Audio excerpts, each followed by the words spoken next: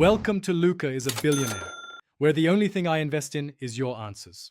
You begin by pausing any audio and ending calls so the headset won't interrupt shutdown. You then locate the power button on the right ear cup and note the LED so you can watch feedback. Once done, make sure the Crusher Evo isn't plugged into USB power. Powering down while charging can behave differently. Now press and hold the power button. Keep holding to initiate the device power-off sequence and watch the LED for the shutdown cue.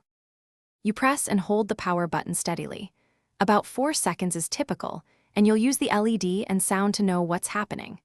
If audio stops and the LED extinguishes, release the button and verify there's no noise or Bluetooth connection on your phone.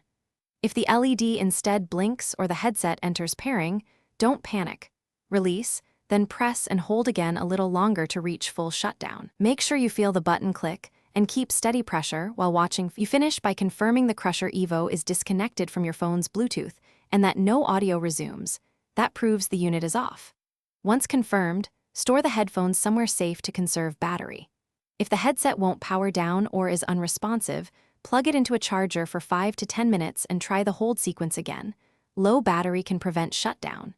If charging and retries fail, contact Skullcandy support for guided help or warranty options. Thanks for watching and please subscribe. It's the best investment you'll ever make.